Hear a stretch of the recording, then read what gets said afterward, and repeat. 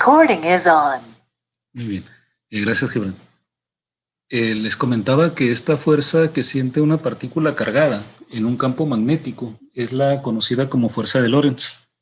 De hecho, la fuerza total sobre una partícula sería lo que ustedes ven en electromagnetismo, el campo eléctrico por la carga, más esta parte que es la fuerza magnética, ¿no? Entonces, si ponemos un campo magnético transversal a la trayectoria, entonces la velocidad y el campo son perpendiculares y entonces la fuerza va a estar en una tercera dirección, o sea, fuera del plano que forman la velocidad y el campo magnético, como en esta figura, ¿no? Si la partícula tiene una dirección de movimiento hacia el eje X, a lo largo del eje X, y el campo se pone un campo a lo largo del eje Y, entonces el producto cruz va a dar en la dirección del eje Z. Noten que aquí hay un ángulo de 90 grados entre la fuerza y la velocidad. Eso es precisamente lo que ocurre en el movimiento circular uniforme. En el movimiento circular uniforme, en todos los puntos de la trayectoria, la velocidad es perpendicular a la fuerza centrípeta y es lo que mantiene a la partícula dando vueltas en un círculo. Nada más que en este caso, noten que la velocidad la partícula se mueve a la dirección del eje X, entonces la fuerza sería perpendicular a B, pero entonces aquí a medida que avanza tendería a moverse en círculo, pero como sigue avanzando realmente sería como una espiral, ¿no? Pero del cual se puede pues determinar el radio de curvatura. Esa fuerza que siente la partícula la podemos relacionar precisamente con la fuerza centrípeta, ¿no? Que sería el cuadrado de la velocidad entre el radio de curvatura. Y de esta forma también se pueden estimar, si se puede medir la velocidad, que de hecho en los laboratorios ya modernos de físicas de altas energías ya se puede hacer, se puede determinar estas velocidades y se puede determinar también el momento, ¿no? Y con eso se pueden identificar a veces partículas, que en muchos casos pues son partículas ya conocidas, pero en otras situaciones pueden ser partículas completamente desconocidas, ¿no? Algunas pues que estén como, que hayan sido, ¿cómo se puede decir? Pronosticadas, o ¿cómo sería? Cuando teóricamente se hace una predicción, ¿no? Luego resulta que se comprueba experimentalmente. Bueno, teníamos esta relación. Esta relación es suponiendo que los campos son perpendiculares y además este factor 0.3 que aparece numéricamente relacionando al momento con la magnitud del campo y el radio de curvatura es si este campo magnético está en teslas y el radio de curvatura tendría que estar en metros, ¿no? También podemos tener otra combinación de unidades, ¿no? De hecho, ahorita vamos a ver un ejemplo donde tenemos un caso particular, ¿no? En giga electron volts. Bueno, y el AP, pues es el momento, aquí, sí, está al inicio, ¿no? Bueno, entonces, continuando, aquí para recordar las unidades, el momento lo podemos dar en gigaelectron volt, el campo en teslas y el radio de curvatura en metros, ¿no? Lógicamente puede ser que tengamos diferentes unidades, ahí tendríamos que hacer un ajuste numérico, ¿no? Por el cambio de unidades o poner en términos aprovechando lo que nos permite el sistema internacional con la notación científica, ¿no? Bueno, vamos a ejemplificar. Bueno, aquí vamos a recordar este par de ecuaciones. Acuérdense que la primera es la definición del momento con carácter vectorial. El momento lo conocemos como el producto de la masa por la velocidad.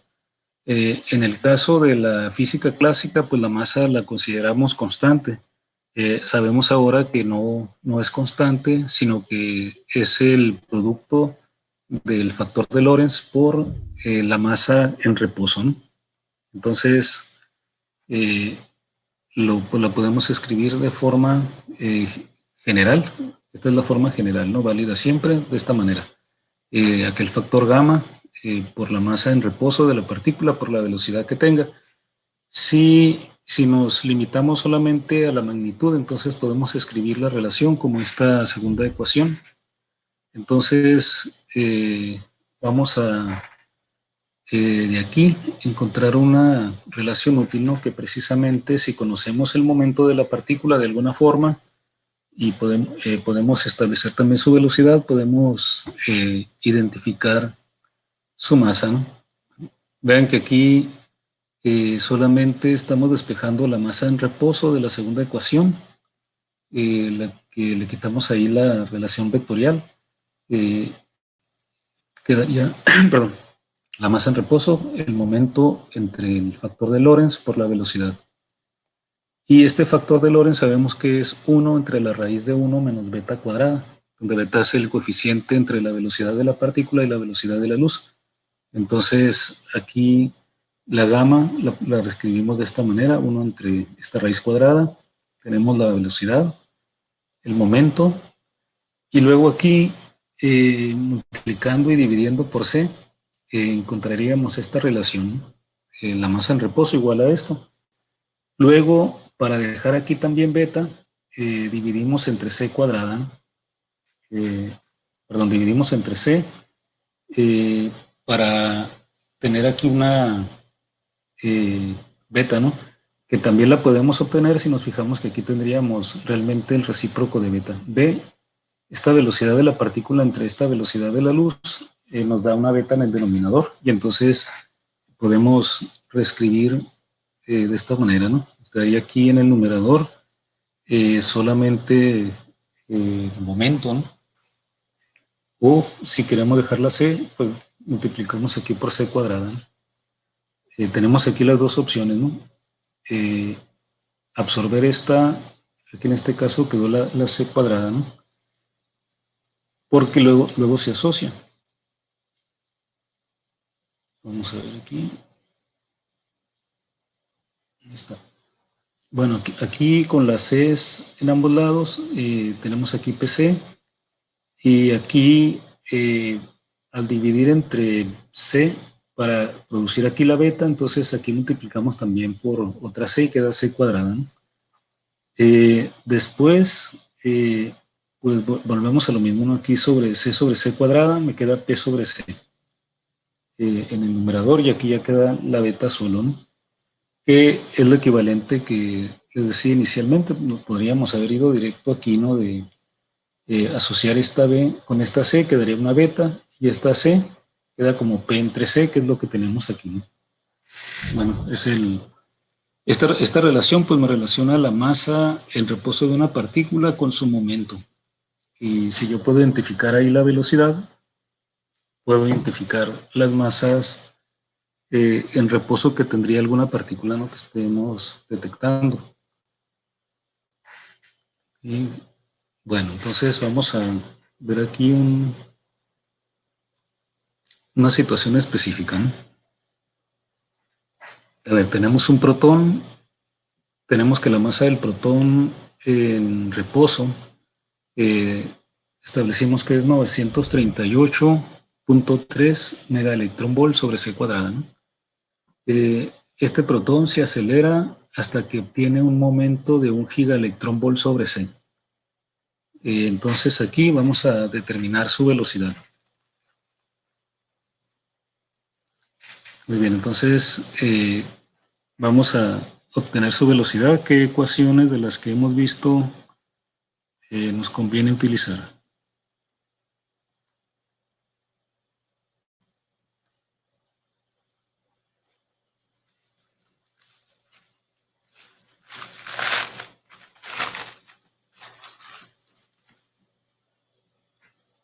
Acuérdense que tenemos una serie de ecuaciones para el movimiento de partículas en el régimen relativista, ¿no? Entonces, aunque no estuviéramos en el régimen relativista, recuerden que las ecuaciones de relatividad son más generales, así que nos llevarían al resultado correcto.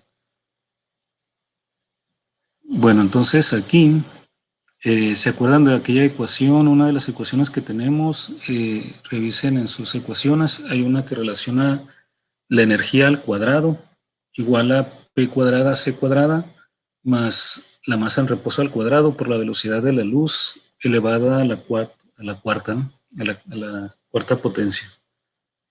Entonces vamos a empezar de ahí porque también tenemos luego una relación entre la energía total que me da esa ecuación con la beta, ¿no?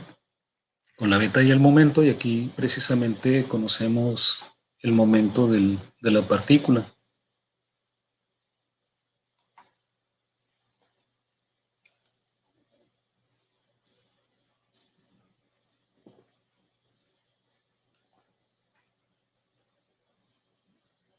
Ok, bueno, entonces localizaron la ecuación.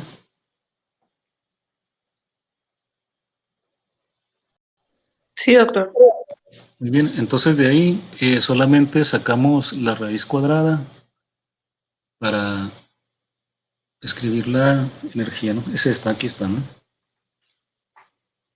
Entonces de aquí tenemos aquí el momento y tenemos el término, la masa en reposo al cuadrado por C a la 4 también, porque aquí tenemos la masa en reposo, ¿no?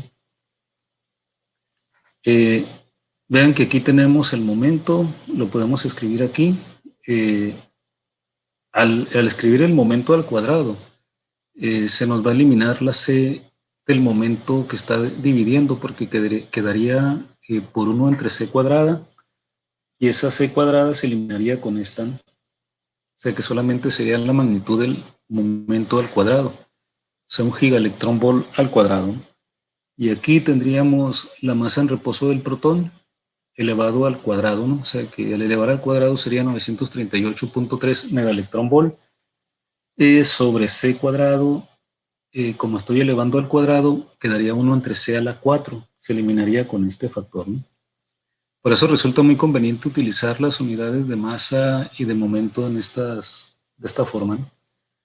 Ahora aquí tengo que hacer un ajuste porque me va a quedar aquí una suma de unidades de gigaelectrón volt con unidades de megaelectrón volt, ¿no? Si pongo aquí la masa en reposo del protón con este valor, entonces vamos a cambiar las unidades de masa del protón, la masa en reposo del protón, de megaelectrón volts a gigaelectrón volt. Entre megas y gigas hay un factor de 10 a la menos 3. Entonces, si cambio la masa en reposo del protón a gigaelectrón volt, me quedaría como 0.938, ¿no? Porque tendría que dividir este valor entre 1000 para que quede entonces 0.938 gigaelectrón volt sobre C cuadrada, ¿no? Y así ya tengo las mismas unidades en cada uno de los términos de la suma. Entonces, de aquí vamos a escribir la energía. Sacaríamos la raíz cuadrada, ¿no? Para que nos quede la energía y quedaría de esta manera, ¿no? Y ahora sustituimos estos valores numéricos. Tendríamos aquí por P, pues sería 1 al cuadrado numéricamente, bueno, vamos a escribir todo, ¿no? Un gigaelectrón volt sobre C al cuadrado por C cuadrado. Y aquí vamos a escribir todo también, 0.938 gigaelectrón volt sobre C cuadrado al cuadrado por C a la 4, ¿no? Entonces,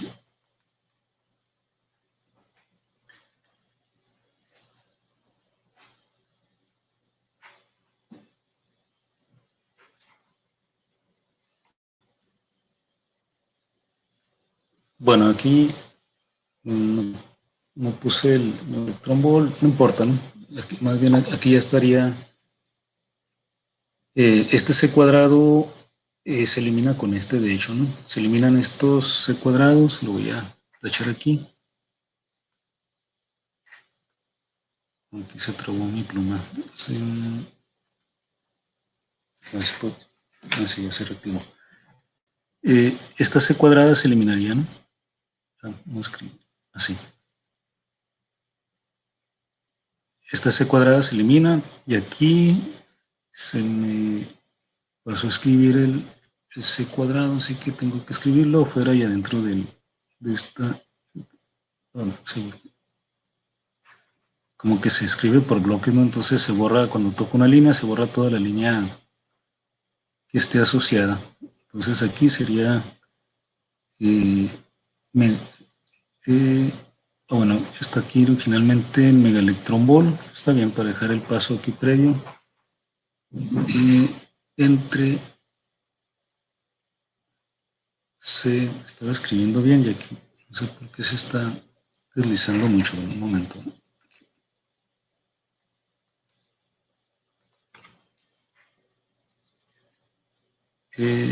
Bueno, voy a poner aquí las unidades originales ya que estaban así y luego le cambiamos, ¿no? Para que queden todos los pasos. Mega Electron Ball sobre C cuadrada al cuadrado y luego por C a la 4, ¿no? Ahí está. Y ahora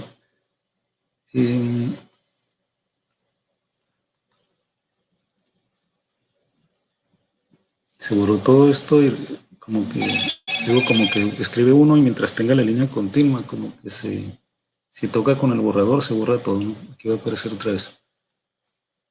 Ahora sí, ya está completo aquí, ¿no? Entonces esta es la unidad original, pero lo tenemos que cambiar todo a Gigaelectron Ball. Entonces al hacer el cambio aquí lo puedo escribir arriba, esta masa en reposo en Gigaelectron Ball quedaría como 0.938 Gigaelectron Ball sobre C cuadrada, ¿no? Y entonces ya la cambiamos aquí para que en el siguiente paso tendríamos entonces la C cuadrada, pues la C cuadrada aquí se elimina en la primera parte y aquí es el C a la 4 se eliminaría con este, ¿no? C cuadrado al cuadrado se elimina con C a la 4. Entonces nada más nos quedan las unidades de energía al cuadrado.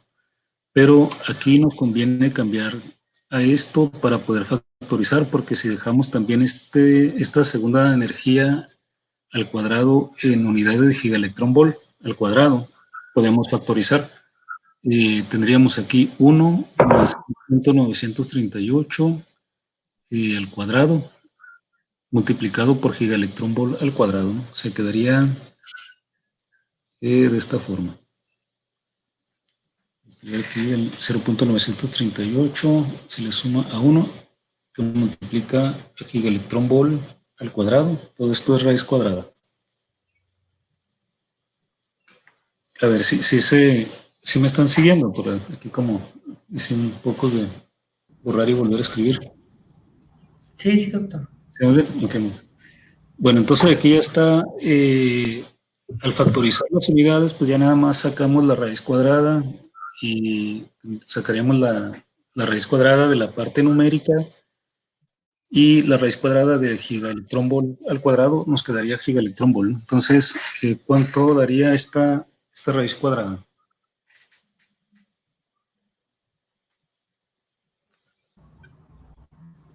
1.3713. 3713 lo vamos a dejar en 1.371. Entonces, vamos a ver.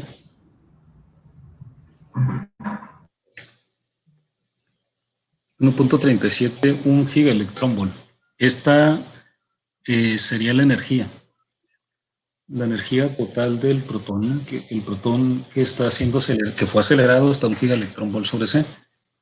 Ya que tenemos la energía, entonces retomamos otra ecuación, la que nos relaciona precisamente lo que nos interesa es la velocidad. Entonces nos interesa beta. Beta nos da el porcentaje de la velocidad de la partícula respecto a la velocidad de la luz. Y tenemos aquí la energía y también conocemos aquí el momento. Entonces vamos a traer aquí de vuelta esta ecuación. El producto de beta por la energía total es igual al momento por la velocidad de la luz y de aquí podemos despejar beta, que es la que nos va a dar la fracción de la velocidad respecto a la velocidad de la luz. Y bueno, aquí este valor de P es este que nos da el enunciado, 1 gigaelectronvolt sobre C, es P. Al multiplicar por C, vean que se va a eliminar la C, ¿no? Se va a eliminar C. ¿Y qué más tenemos aquí? La energía. La energía aquí la tenemos. 1.371 gigaelectronvolt. Entonces, sustituyendo aquí, pues tendríamos, numéricamente va a ser 1 entre 1.371.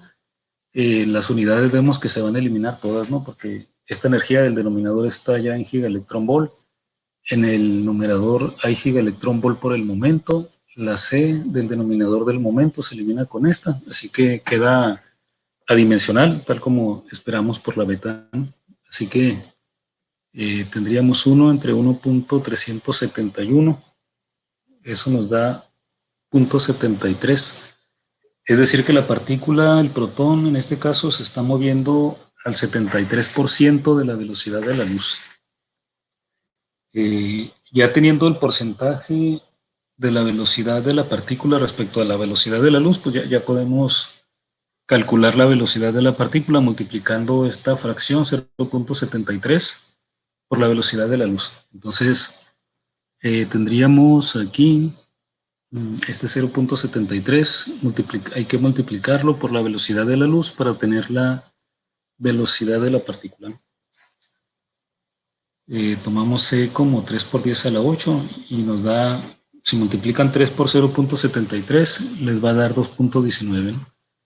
Entonces, 2.19 por 10 a la 8 metros sobre segundo, y esa es la velocidad que tendría el protón. No sé si hay alguna... ¿Vamos bien hasta aquí? Sí, doctor, todo bien. Muy bien, entonces ahora teniendo la velocidad del protón, y bueno, hasta aquí ya calculamos la velocidad, que es lo que se pide, ¿no? Entonces, ahora vamos a seguir escarbando un poco más con este protón y calcular la energía cinética y su radio de curvatura, suponiendo que atraviesa un campo magnético transversal de 1 Tesla. Bueno, entonces aquí utilizarían, ya tenemos la velocidad. ¿Utilizarían las ecuaciones newtonianas o se irían directamente a las relativistas?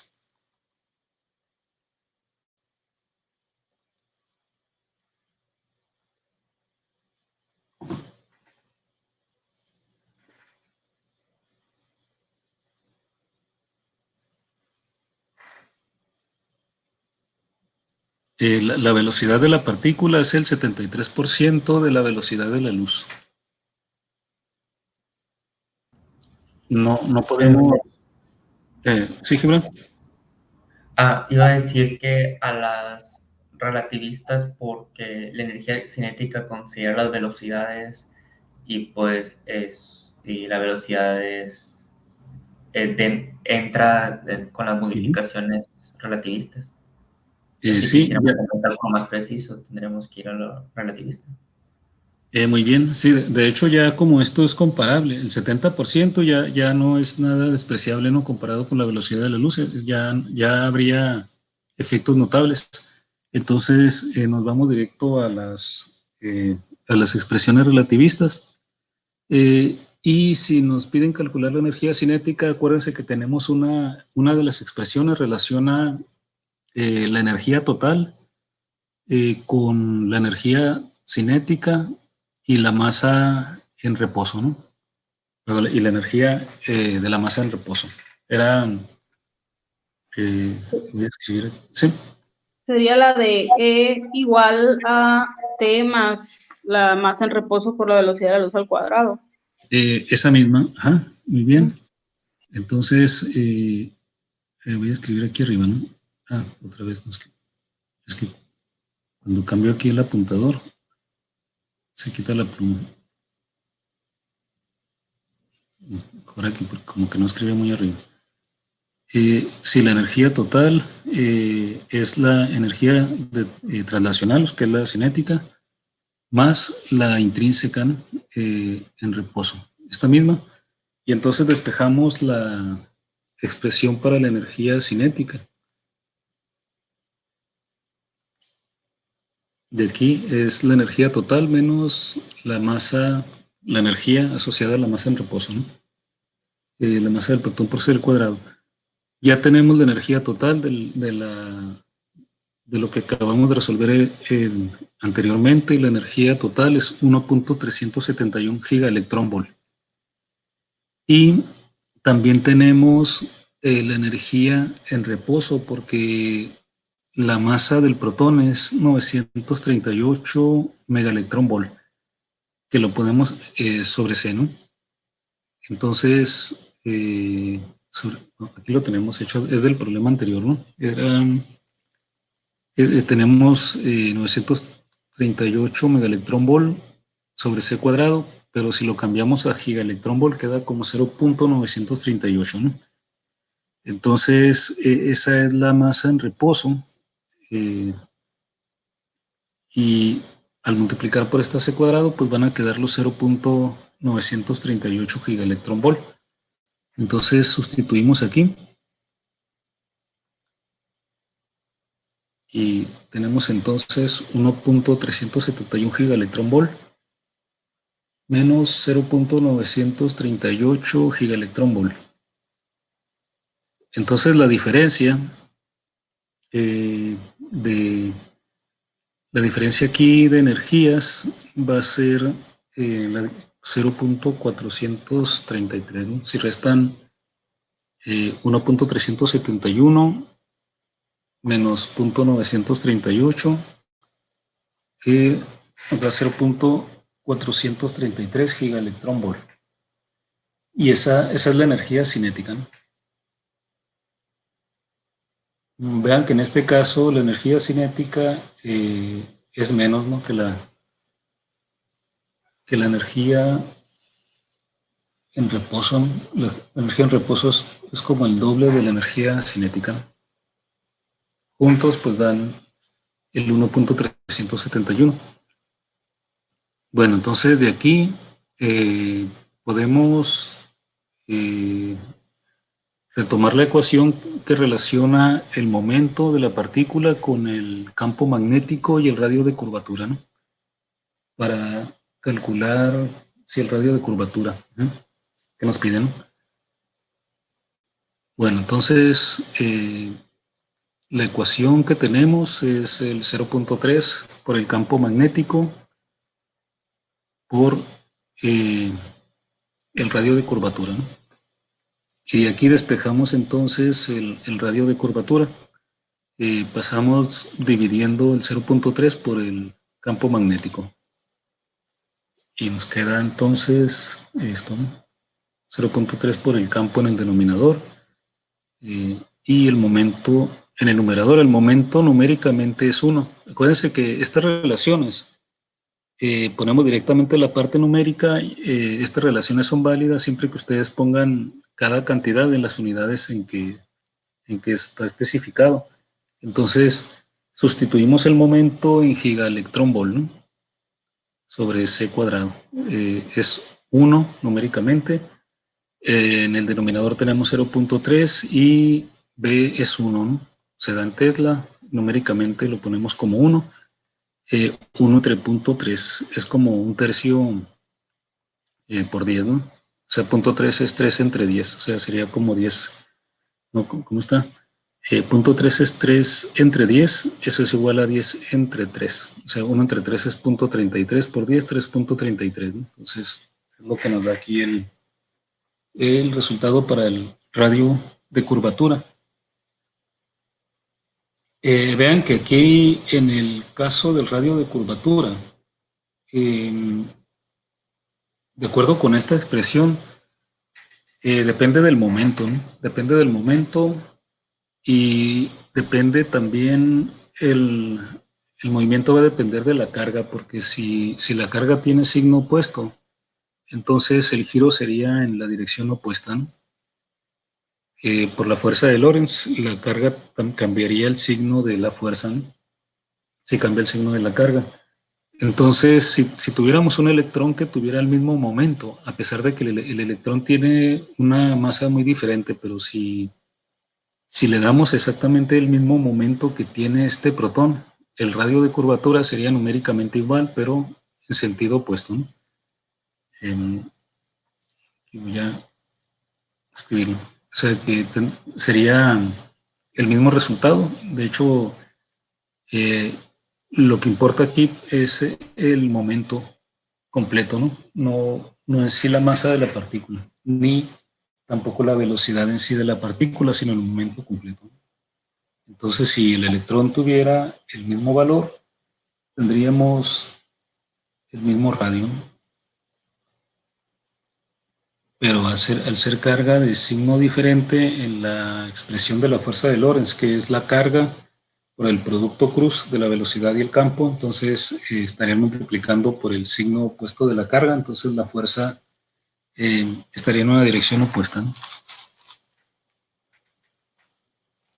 Y entonces el giro sería opuesto.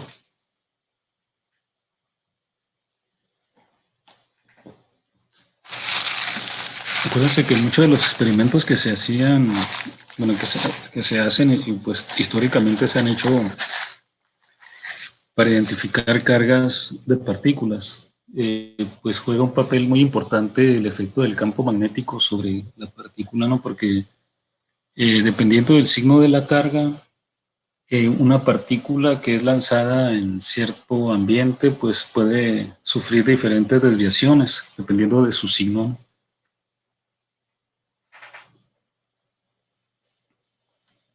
Bueno, entonces hasta aquí vamos a... Bueno, no es cierto, iba a decirles que hasta aquí cerramos lo de relatividad, pero no, porque vemos rápidamente el tema de ondas de materia. Bueno, ustedes ya han visto exhaustivamente mucho esto de las ondas de materia.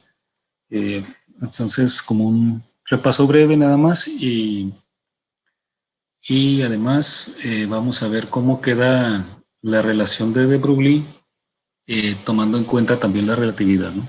O sea, generalmente la mecánica cuántica que vemos a nivel básico es la mecánica cuántica no relativista, ¿no?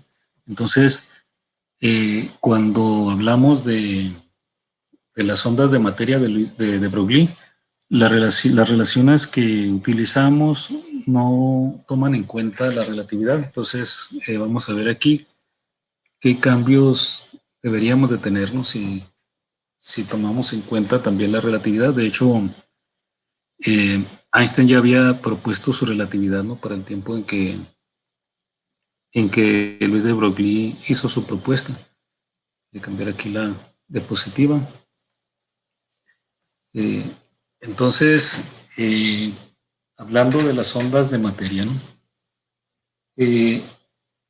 Pues ustedes ya han hecho algunas exposiciones excelentes sobre estos temas, ya hemos visto exhaustivamente, entonces nada más como un repaso.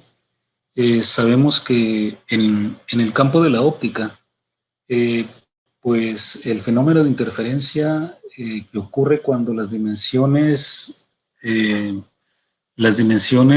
digamos, de las dimensiones con las que interaccionan, ¿no? La luz son del orden de la longitud de onda de la luz, ocurre el fenómeno de interferencia. Entonces, eso es lo que llevó, entre otras cosas, a la convicción a la comunidad científica de que la luz eran ondas. Y bueno, luego con el trabajo de Maxwell, pues se estableció que la luz eran ondas electromagnéticas, pues se consolidó más la teoría ondulatoria de la luz. Este fenómeno de interferencia pues se entiende en general para ondas, no nada más para ondas electromagnéticas. El fenómeno de interferencia se puede ver también en ondas mecánicas, ¿no? Por ejemplo, con el sonido ocurre la interferencia. Las ondas que ustedes pueden formar sobre una superficie de agua. Es decir, este fenómeno de interferencia ocurre en general en lo que ustedes se identifiquen como un fenómeno ondulatorio, ¿no? Entonces, como en la luz se observa este fenómeno cuando las dimensiones las dimensiones de interacción son del orden de la longitud de onda, entonces se consolidó en óptica la teoría ondulatoria de la luz. Sin embargo, con el trabajo de Planck, Einstein empezó a cavilar que, pues, si bien la luz se presenta como un fenómeno ondulatorio, entonces, digamos, la luz puede propagarse como onda y eso, pues, se evidencia en los fenómenos de interferencia, ¿no? Como dice aquí, voy a aparecer aquí el texto.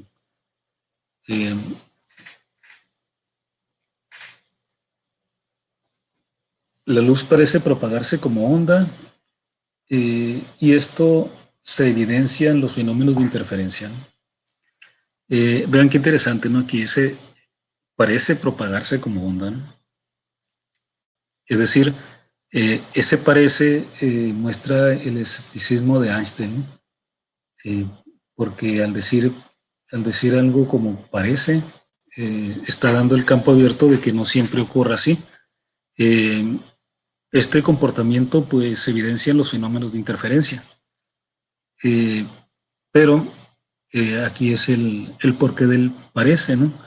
Se comporta como partícula cuando intercambia energía y momento con la materia, ¿no? Y eso queda evidenciado en el efecto fotoeléctrico y en la radiación de cuerpo negro, ¿no? Que había llevado al resultado de Planck, aunque Planck pues no estaba muy convencido del significado físico, ¿no? A lo que lo llevaba la matemática que tuvo que utilizar para explicar el espectro de radiación de cuerpo negro. Entonces, en el razonamiento de Einstein, pues concluye que pues tenemos, por una parte, fenómenos donde contundentemente se muestra que la luz se comporta como onda, pero también si se cree en el significado físico del resultado de Planck, y Einstein lo creyó, pues también se está observando que se comporta como partícula, porque el intercambio de energía, la forma de la emisión para justificar el espectro de radiación de cuerpo negro, pues se tendría que aceptar que el intercambio de energía se da en paquetes, ¿no? Eso solamente se puede entender desde el punto de vista corpuscular, o sea, si consideramos la luz también con propiedades de partícula. Y además, pues vino el efecto fotoeléctrico que explicó teóricamente Albert Einstein, en donde también pues la luz se comporta como partícula para intercambiar energía y momento, ¿no? Entonces teníamos las dos, digamos, las dos facetas de la luz. Por una parte, la que había consolidado que la óptica se viera como una teoría ondulatoria para la luz, pero que no podía justificar estos comportamientos como partícula que se observaban en el efecto fotoeléctrico y en la radiación de cuerpo negro. Entonces, con esto quedaba todo listo para que llegara la audacia de Louis de Broglie, ¿no? Y entonces, complementando estas cavilaciones de Einstein, entonces se atrevió a complementar la naturaleza de todas las cosas en ambas direcciones. Y entonces Louis de Broglie se atrevió a decir que si la luz, que era considerada en la física clásica, era considerada como onda, sin embargo, exhibe propiedades de partícula en estos experimentos, ¿no?, del efecto fotoeléctrico y de radiación de cuerpo negro. Entonces, si la luz que se considera como una onda exhibe propiedades de partícula, entonces también las entidades que consideramos como objetos materiales, o sea, partículas, también deberían de presentar propiedades ondulatorias. Esta propuesta, el postulado de Luis de Broglie, de hecho fue en su tesis doctoral, es algo muy audaz, ¿no? Desde el punto de vista intelectual, ahora ya nosotros estamos habituados, por eso ya tal vez ya no nos impacta como impactó en su momento, ¿no? Pero al final de cuentas, digamos, atrevimiento, entre comillas, de Luis de Broglie es lo que originó, que dio, digamos, como el empujón para que entonces Schrödinger, Heisenberg, eh, desarrollaran toda la teoría alrededor de la mecánica cuántica, ¿no? La teoría ondulatoria, de hecho, eh, de digamos, más bien la propuesta de que la materia, de que el comportamiento de la materia está gobernado por ondas de materia que hizo Schrödinger, pues fue a partir de esta propuesta de la hipótesis de de Broglie. Entonces, por eso, digamos, a veces en el tema de mecánica cuántica pues, se habla de la longitud de onda de Broglie, pero luego no se le da más peso y nos brincamos a Schrödinger, ¿no? Y pues es la ecuación que se utiliza más, ¿no? Para hacer predicciones, todo esto. Pero realmente el desarrollo de esa teoría de Schrödinger, pues eh, sigue a este postulado de Luis de Broglie, ¿no? Sin esto, pues no habrían ido más allá los que desarrollaron la teoría, ¿no? Que para describir desde un punto de vista ondulatorio las propiedades de la materia. Entonces, eh, aquí voy a recordarles cómo, bueno, Luis de Broglie, aparte de hacer esta propuesta, eh, también hizo una propuesta cuantitativa, ¿no? Lo que conocemos como la hipótesis de Broglie, de hecho, contiene esa propuesta cuantitativa.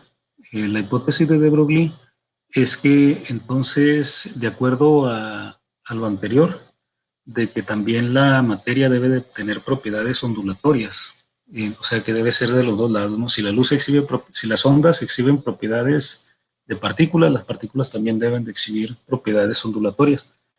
Y entonces, la hipótesis de Luis de Broglie es que un objeto que se mueve tiene asociadas ondas de materia.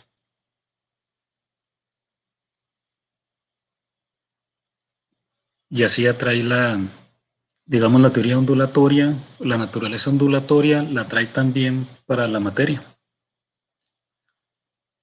Un objeto que se mueve tiene ondas de materia asociadas y además, pues propuso qué longitud de onda debería de tener esas ondas asociadas a la materia. Por ejemplo, si una partícula se mueve con cierto momento P, entonces la longitud de onda asociada a la onda de materia, la longitud de onda la onda de materia asociada a esa partícula que se mueve con momento P, pues es igual a lambda igual a h sobre P. Acuérdense que esta ecuación no es en sí de Luis de Broglie. Acuérdense que ya esta la podemos deducir de los trabajos de Einstein y Planck. Pero aquí la novedad es que Luis de Broglie le está asociando a cosas de materia, partículas. Entonces, no solamente a los fotones, porque digamos, en el caso del trabajo de Planck, sí, y en el trabajo de Albert Einstein, pues se asociaba esta relación para los fotones nada más, para luz, ¿no? Al final de cuentas, hablaban de partículas de luz, pero se seguían refiriendo a la luz y como la luz tenía naturaleza ondulatoria, le podían asociar aquí ahí manipulando las ecuaciones se obtenía una longitud de onda, pero aquí Luis de Broglie va más allá. Ahora le asocia una longitud de onda a cualquier partícula de materia, ¿no? Que se esté moviendo. Esta es la ecuación que ustedes pues ya han visto en varias exposiciones y han visto en algunos ejercicios, ¿no? También para la longitud de onda de Broglie. Es la longitud de onda entonces de esas ondas de materia asociadas. Aquí podemos multiplicar y dividir entre C para tener HC sobre PC. ¿Para qué hacemos esto? Porque les decía que la mecánica cuántica que se ve inicialmente es la mecánica cuántica no relativista. Hay una mecánica cuántica también relativista. Entonces, hasta aquí es lo que la mayoría de las veces se ve. Pero vean, aquí al tener ya PC en el denominador, recordamos esta ecuación otra vez, ¿no? E cuadrada es igual a P cuadrada C cuadrada más M cuadrado C cuadrada a la 4, perdón.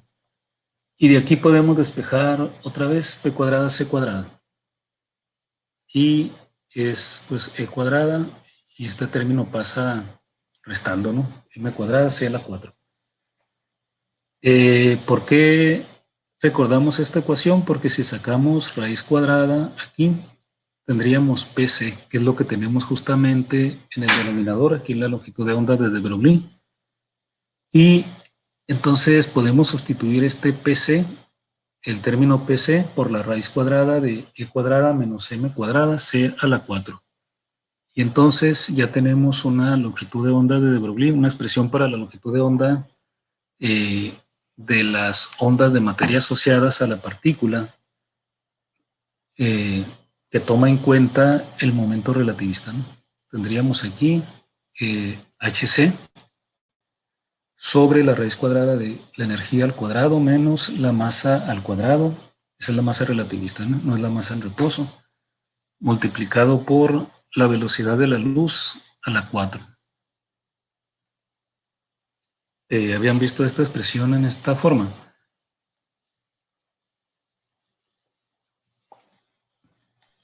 Creo No que te- sí, doctor, pero no me acuerdo dónde. tal vez en alguna de las exposiciones, ¿no?, que se han hecho en varios semestres o en algo que han leído. Sí, de seguro. Y vean, ¿y cómo relacionamos esto con lo que conocemos habitualmente de H sobre P, donde P nada más es la masa por la velocidad? Nos devolvemos un poco y nos acordamos que esta E que aparece aquí, esta E es la energía total. O sea que esta energía E cuadrada también la podemos escribir como la energía la energía cinética más mc cuadrada al cuadrado, ¿no? Entonces, si lo sustituimos aquí, bueno, antes de continuar, esta es la ecuación completa, ¿no? Esto es lo relativista ya completo. Pero si queremos ver cómo se vincula esto con la versión no relativista, podemos cambiar esto por la energía cinética más mc cuadrada, ¿no? En el siguiente paso, hc, aquí la E la cambiamos por T más mc cuadrada al cuadrado menos m cuadrada c a la 4. Y este es un binomio al cuadrado. Es un binomio al cuadrado. Entonces, este binomio al cuadrado lo podemos desarrollar. Y entonces lo que vamos a tener aquí, y le restamos esto, lo desarrollamos y le restamos este término para simplificar aquí todo lo que está en la raíz cuadrada. Tendríamos t cuadrada más 2 veces t por mc cuadrada más m cuadrada hacia la 4 menos m cuadrada hacia la 4. Se elimina el término m cuadrada hacia la 4, ¿no? Y nos queda t cuadrada más 2t por mc cuadrada.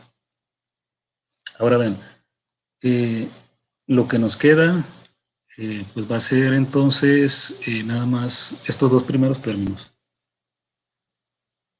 Pero esos dos primeros términos los podemos factorizar porque los dos tienen t. Entonces podemos reescribir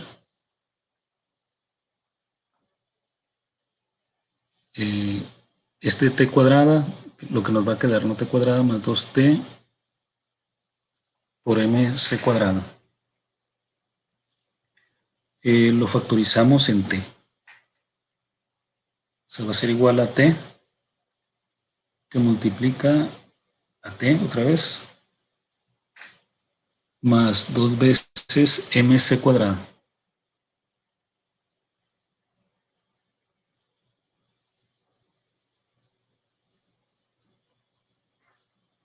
Y bueno, ya teniendo esto, les decía que la expresión que está en el primer renglón de las ecuaciones es esta.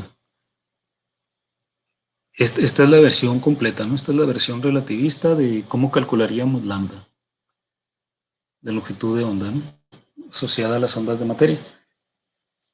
Con esta aproximación es para darnos cuenta que cómo se vincula esta expresión relativista con la clásica, ¿no? Por ejemplo, aquí nos quedó este término. Pero cuando estamos en el régimen, digamos, no relativista, esto que aparece aquí lo podemos aproximar como 2mc cuadrada por t. Noten que no consideramos el t cuadrado. O sea, esta aproximación, o sea, todo esto igual a 2mtc cuadrada. Bueno, aquí es en otro orden, ¿no?, pero es lo mismo, ¿no? Aquí es 2mtc cuadrada, ¿no es esto? Noten que solamente estoy tomando en cuenta este término y no estoy tomando en cuenta t cuadrada. Esta aproximación es válida, no en general, solamente se va a cumplir esto en el caso no relativista. En el caso relativista no podemos hacer esta aproximación y tenemos que quedarnos con toda la ecuación.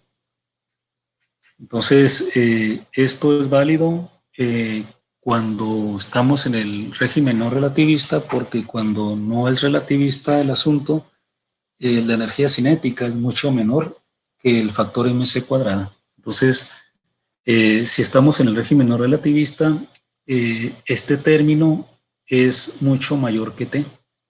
Por lo tanto, en esto que está entre paréntesis, no tomo en cuenta la t, solamente tomo en cuenta 2mc cuadrado, lo multiplico por t y me quedo con esto, ¿no? Entonces, es únicamente en el régimen no relativista cuando puedo hacer esta aproximación.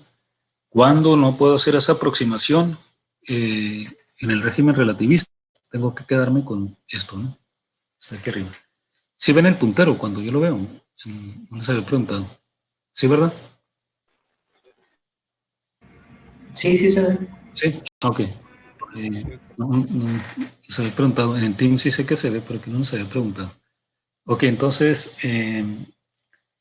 les decía, esta es la ecuación completa y esta para la aproximación no relativista. Entonces, ¿por qué ocurre esto? Porque en este caso del régimen no relativista, ocurre que la velocidad de la partícula es mucho menor que la velocidad de la luz. Entonces, la energía cinética está relacionado con la velocidad al cuadrado, la velocidad de la partícula al cuadrado. Y este término que está a la derecha está relacionado con c al cuadrado. Entonces, la t tendría que ver con, acuérdense que la energía cinética va como el producto de la masa por la velocidad al cuadrado, ¿no?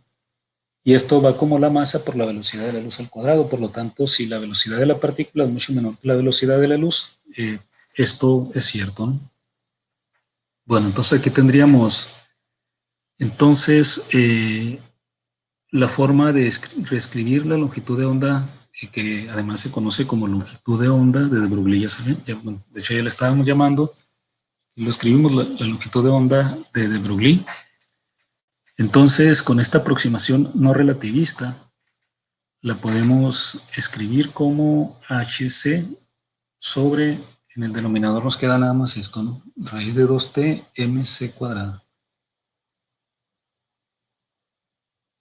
Y bueno, ¿cómo llevamos esta expresión de la longitud de onda de Broglie? Esta ya es la longitud de onda de Broglie que conocemos. Si se fijan, aquí aparece esta c cuadrada, se eliminaría con esta, ¿no? Porque está, si la sacamos de la raíz cuadrada, sale como c. Sale como c y se elimina con la c del numerador. Y luego, aquí esta energía cinética, cuando no estamos en el régimen relativista, es un medio de la masa por la velocidad al cuadrado.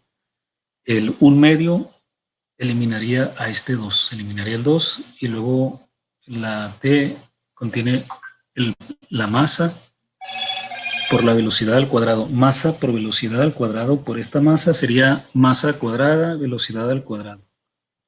Pero como estoy sacando raíz cuadrada, sería la raíz cuadrada de masa cuadrada por velocidad al cuadrado, que sería m por b.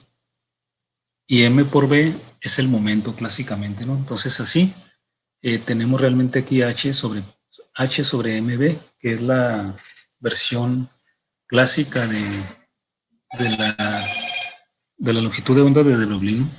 Entonces vean que es completamente compatible este resultado relativista. Cuando consideramos la situación no relativista, se restringe a esta versión. Entonces aquí vamos a hacerlo aquí en esta parte, ¿no?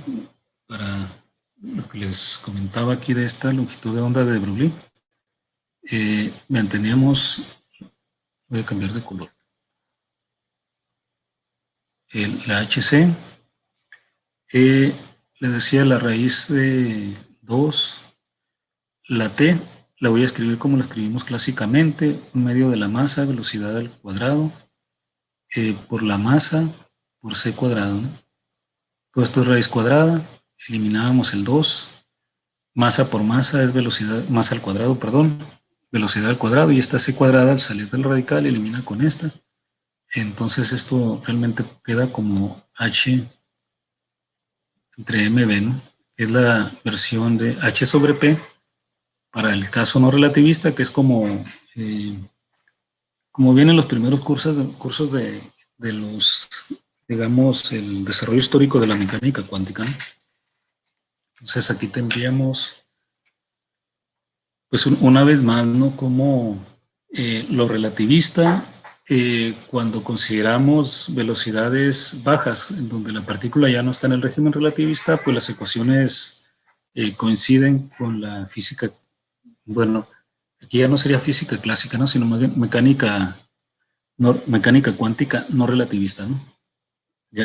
Aquí ya no podemos hablar de física clásica en ninguno de los casos, ¿no? Porque clásicamente no tenemos este concepto de ondas de materia asociadas a las partículas, ¿no? Sería más bien en el régimen no relativista, ¿no? O sea, las ecuaciones relativistas, cuando tenemos velocidades bajas comparadas con la velocidad de la luz, las ecuaciones, pues, coinciden con la mecánica cuántica no relativista. Muy bien. ¿Cómo vamos hasta aquí? ¿Estamos bien? ¿Me van siguiendo? Sí, doctor. ¿Sí? ¿No hay aquí hasta aquí alguna duda, alguna pregunta? No, doctor, todo bien. Sí, muy bien. Cuando no hay preguntas, ¿se entiende todo o no se entiende nada, ¿no? Entonces voy a ser optimista. Voy a suponer que todo. Bueno, voy a retomar otra vez un resultado que teníamos antes, ¿no? Precisamente para esto de esta última expresión de la longitud de onda de de Broglie. Voy a cambiar aquí la lámina. ¿Se acuerdan de este, verdad? Donde teníamos la relación entre la energía y la longitud de onda. Energía por longitud de onda, ¿no? Y esto me daba, a ver, sí, era el factor 1240. O sea, la energía por la longitud de onda me daba 1240, ¿no? Nada más aquí hay que fijarnos nada más en la relación energía por lambda igual a 1240. Numéricamente se valía esto siempre que tomáramos las siguientes combinaciones, ¿no? Voy a volver no, quise poner el borrador. Vamos a quedarnos nada más con esta relación, ¿no? Quedó aquí muy separado, pero no lo voy a volver a escribir. El lambda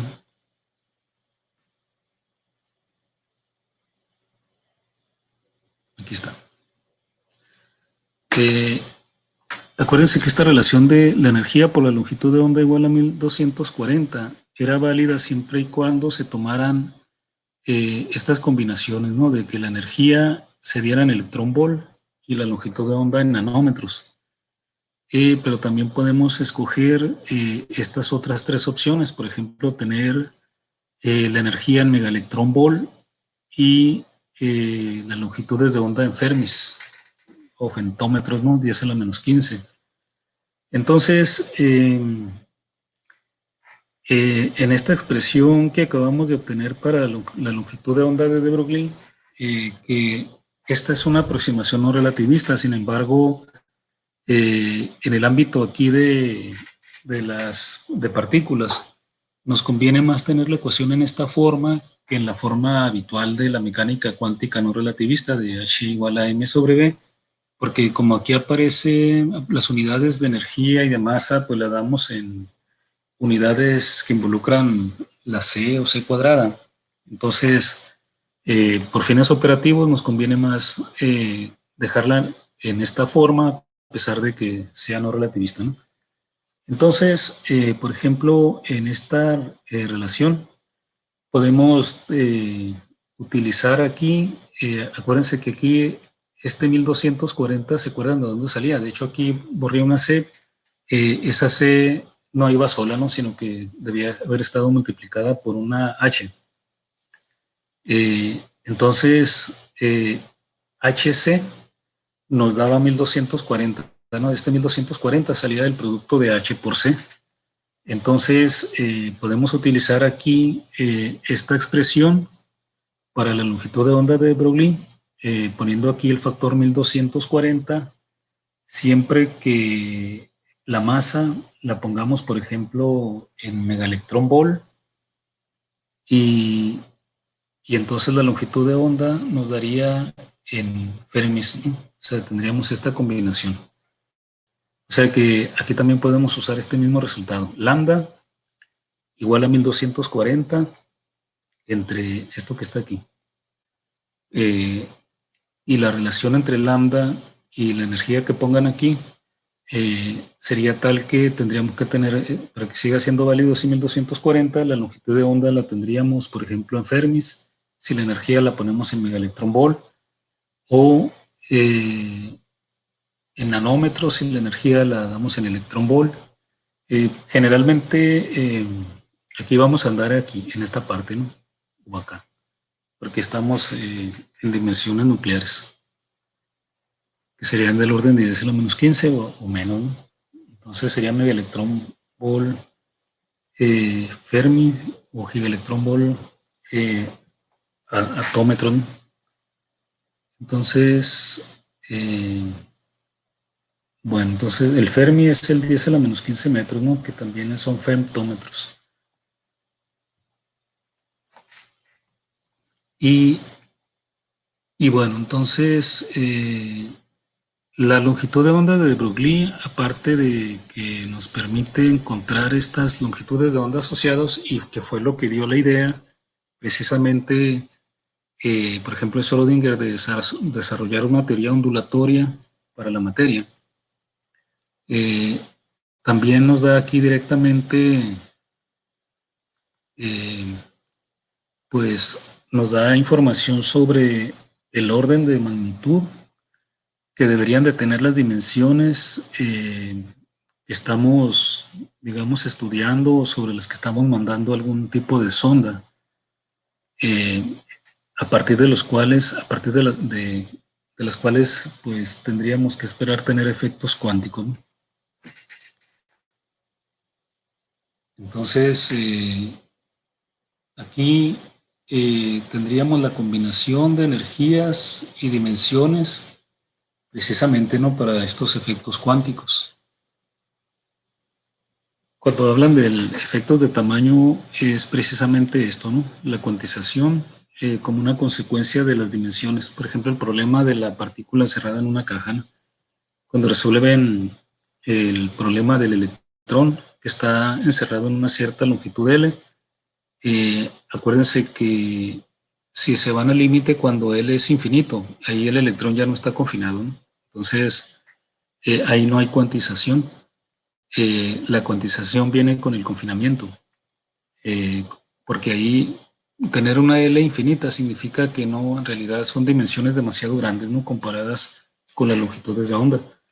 Sin embargo, si ya confinan, pues ya salen ahí la cuantización de las longitudes de onda, que digamos, si son del orden de las longitudes de onda con las que está interaccionando la materia, pues ya empieza a ver esos efectos cuánticos, ¿no? De hecho, en ese problema es un problema de los primeros que se resuelven de cuántica, pero es muy ilustrativo porque precisamente se ve que la cuantización viene precisamente con el confinamiento, ¿no? Bueno, no sé si hay preguntas hasta aquí.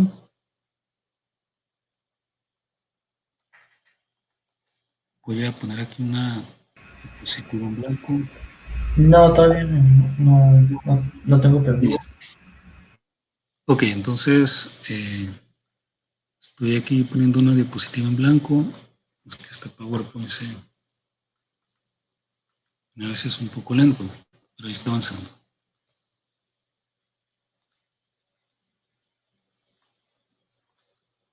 Ok, voy a poner aquí una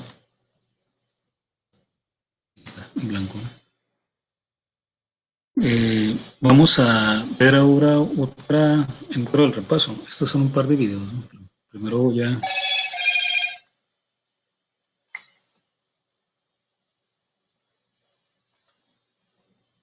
Bueno, ustedes han oído hablar del concepto de neutrones térmicos, ¿no? Y se habla pues de los neutrones térmicos que se producen en los laboratorios modernos de investigación. De hecho, el trabajo que hizo en su estancia doctoral Iván tiene que ver con estos neutrones y pues ahora en su postdoctorado, ¿no? El concepto de neutrones térmicos pues tiene que ver con la energía que tienen esos neutrones.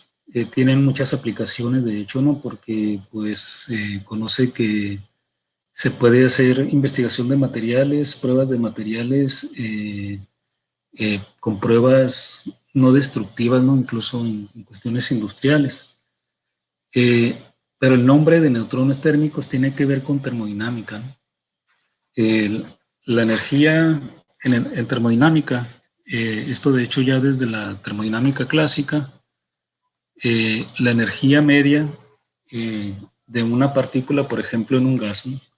Está dada por el factor de K por T, donde K es la constante de Boltzmann. Le voy a escribir aquí, ¿no? O sea, la energía cinética sería la energía cinética promedio, ¿no? De las partículas, por ejemplo, en un gas.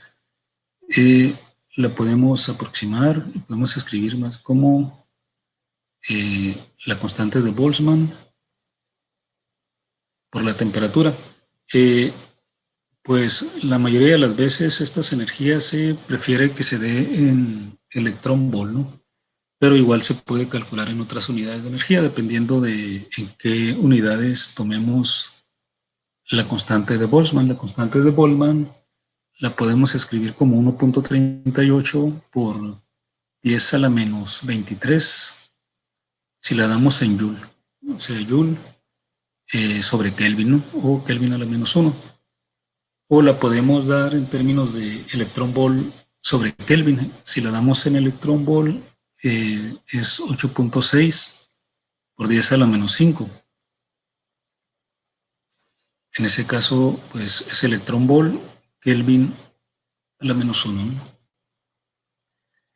Y bueno, esta relación nos permitiría, por ejemplo, hacer una estimación de la energía promedio que habría, digamos, en la superficie del Sol, ¿no?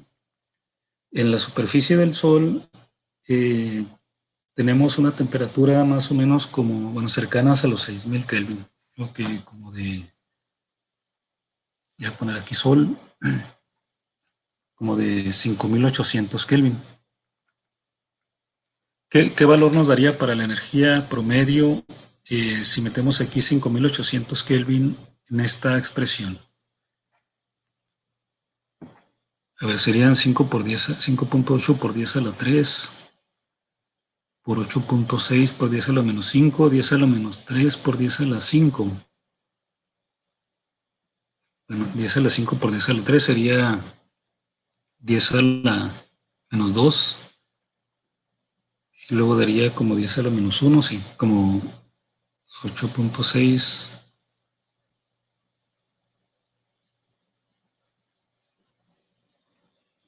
¿Cuánto tienen ahí alguna? Un cálculo rápido, así nada más a grosso modo. 0.4988. O sea, 0.49. O sea, vamos a aproximarlo como 0.5, ¿no? 0.5 electrón volt. Bueno, esa sería como la energía promedio en la superficie del Sol. Pero acuérdense que esta es la energía promedio distribuida sobre un número muy grande de partículas. No es que digamos en el Sol la temperatura, la energía esté baja, ¿no? Sino que esa sería la energía promedio que habría por una partícula en el Sol, 0.5 electrón volt, ¿no?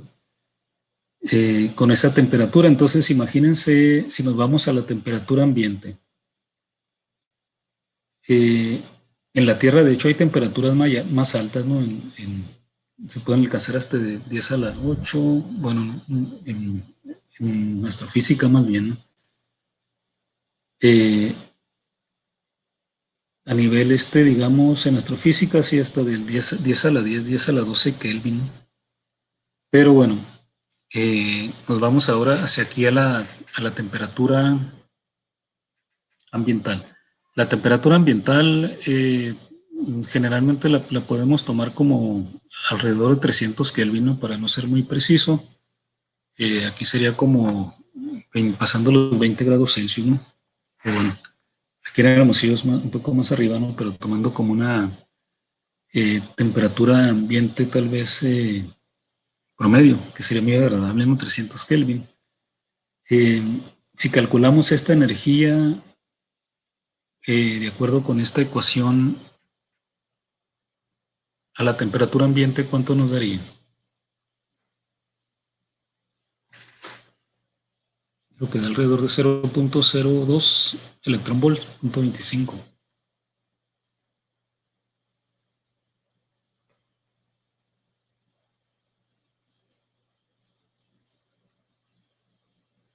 Temperatura ambiente. La temperatura ambiente aproximadamente 300 Kelvin. ¿Qué energía promedio nos daría por partícula? 0.025 electrón. 0.025, ¿no? O sea que a temperatura ambiente, la energía cinética de una partícula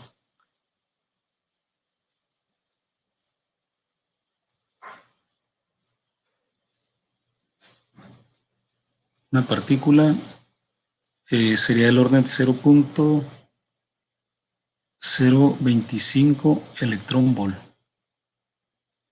sea que esa sería una, digamos, la energía cinética que esperaríamos que tuviera una partícula que anduviera aquí en el medio ambiente, ¿no? Noten que de acuerdo con este resultado no estamos haciendo diferencias, ¿no? Con los tipos de partículas o con átomos y moléculas, o sea que esto sería independientemente de la especie, ¿no? Si tomamos aquí la expresión tal cual. En el caso de los neutrones, la masa en reposo, la voy a escribir aquí. La masa en reposo de los neutrones es 939.57 megaelectrón volt sobre C cuadrada. Entonces, por ejemplo, si queremos calcular la energía cinética, perdón, no la energía cinética, la longitud de onda de Broglie de estos neutrones, suponiendo que son neutrones térmicos, ¿qué valor tendríamos para la longitud de onda? Si hablamos de neutrones térmicos, significa que entonces van a tener una temperatura asociada de 0.025, que es lo que acabamos de obtener para cualquier partícula a temperatura ambiente, ¿no? Entonces, esos serían neutrones térmicos. ¿Qué longitud de onda de Broglie deberían de tener de acuerdo a la expresión que acabamos de obtener? Acuérdense que podemos combinar en la expresión que tenemos, dar la longitud de onda en nanómetros, la energía en electrón volt. En este caso tenemos la energía en electrón volt, de hecho, bueno, megaelectrón volt, ¿no? Si dejamos la energía en electrón volt, perdón, en megaelectrón volt como tenemos aquí, entonces la longitud de onda debería ser en Fermi, ¿no? O sea, 10 a la menos 15 metros, pero si queremos darnos una idea más en las unidades que estamos más acostumbrados, podemos irnos a nanómetros y electrón volts. Voy a crear aquí otra diapositiva para poder resolverlo.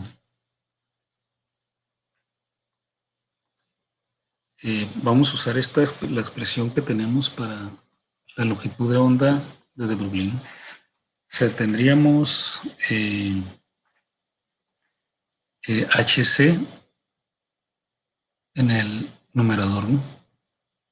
Y luego en el denominador tenemos 2 por T y luego MC cuadrada, ¿no? Raíz cuadrada. Si están viendo, no cambié de lámina, pero voy a... No cambié de lámina, no estaban viendo lo que estaba escribiendo. Escribí la expresión esta para la longitud de onda, ¿no? Es HC, 2 veces la energía cinética. Esa energía cinética es la que tenemos con KT. Y MC cuadrada la tenemos con la energía que nos da aquí el enunciado, ¿no? La energía la energía en reposo, ¿no? Que es digamos, numéricamente igual a la masa en reposo. Entonces, el HC es 1240. Y podemos tomar cualquiera de las combinaciones. Les decía que voy a tomar electrón volt y nanómetros porque estamos más familiarizados a dimensiones de nanómetros, ¿no? Para tener una idea de qué dimensiones anda respecto a nanómetros. Tendríamos 1240. Aquí tendríamos 2 veces la energía cinética. La energía cinética es la que se obtiene de K por T, que fue de, ¿cuánto era? 0.025, ¿no? En electrón volt.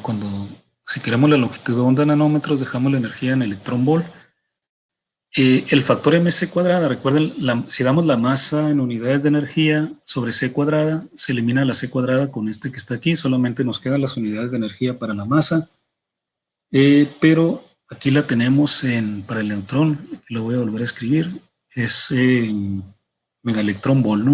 939.57 megaelectrón volt sobre C cuadrada, pero si quiero aquí nanómetros, tengo que dejar las energías en electrón volt. O sea que esto tendría que multiplicarlo por 10 a la 6. O sea que tendría que cambiar esto a 939.570, ¿no? A ver, megaelectrón volt, si paso a electrón volt, este mega lo desarrollo, ¿no? Sí, está bien. Tendría que multiplicar por ese factor de 3 adicional, ¿no? Entonces, a ver, estamos bien, ¿eh? Porque luego si nos salen malos números. 939, 570. Sí, ¿verdad? Y todo esto debería, cuando aparezca aquí, o sea, aquí tengo megaelectrón volt. Si lo quiero cambiar a electrón volt, tendría que multiplicar por un factor de 10 a la 3. Esto me trae el 0 hasta acá, 570, ¿no? Entonces queda aquí en electrón volt sobre C cuadrada.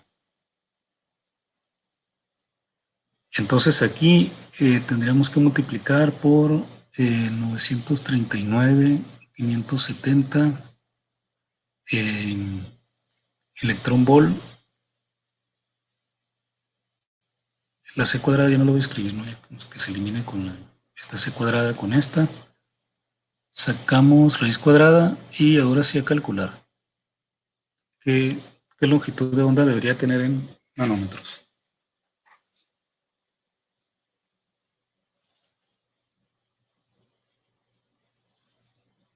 Doctor, Sí, si sí, hay, si el mega tiene un factor asociado de por 10 a la 6, ¿no deberían ser más ceros? a ver, los ceros. De megaelectrón Ah, volt sí, lo que a pasa es electrón que volt. es al cuadrado, ¿eh? Sí, este es el. Ah, no, este no es el Ah, cuadrado. Pero sí, a ver, mega.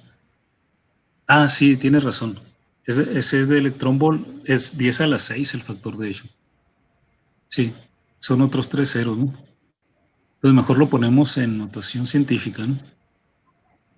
Para no poner tantos ceros. Sí, o sea, sí, tienes razón. Es de mega, de electrón volt, me fui hasta mega, no es un factor de 10 a la 3, 10 a la 6.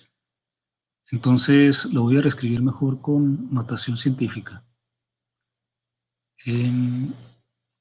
Sería entonces 939.57 como estaba originalmente, pero entonces sí, aquí es donde me cambié. El mega no, que debe ser hasta 10 a la 6. Entonces lo vamos a escribir como 10 a la 6 electron volt. Ahí está ya. Entonces aquí lo cambiamos en la raíz cuadrada, ¿no? A ver si cabe aquí en estos paréntesis, creo que sí. 939.57 por 10 a la 6. Ahí está, muy bien. Y al calcular,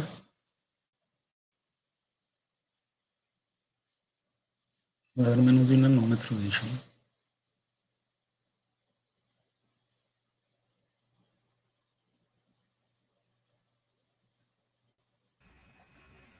me dio 0.1809. 0,9, o sea, dejamos 181, ¿no?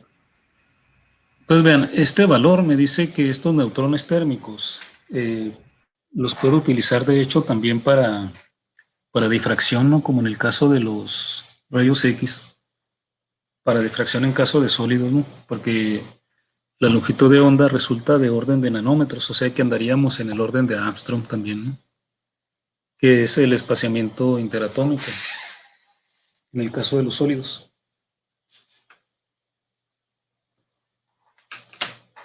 Bien. Bueno, entonces vamos a dejarlo hasta aquí. Les voy a encargar aquí de tarea que calculen, bueno, utilicen esta misma expresión de la longitud de onda de de Broglie para hacer este cálculo de la longitud de onda asociada, por ejemplo, para fotones y sería para diferentes tipos de partículas, ¿no? Para fotones, para electrones y ahí se entretienen un rato. Así para que vean la idea aquí es ver qué diferencia hay, ¿no? O más bien, digamos,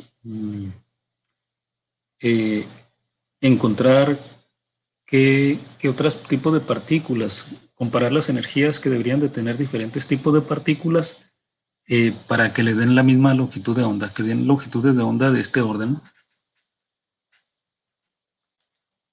¿Ok? Entonces, pues hasta aquí lo dejamos por hoy. No sé si hay alguna duda, alguna pregunta. Yo nomás un comentario, doctor. Sí. La última clase que tuvimos, no he subido el video a YouTube, ¿verdad? No, lo acabo de descargar, lo voy a subir. Ah, ok. Sí, es que ayer lo estaba checando y me di cuenta que faltaba eso. Sí, es que se fraccionó en varias partes, ¿no? Por las exposiciones también. Pero ya los tengo por separado, separé lo del video porque por la cuestión de que les comentaba de los derechos de autor, pues eso no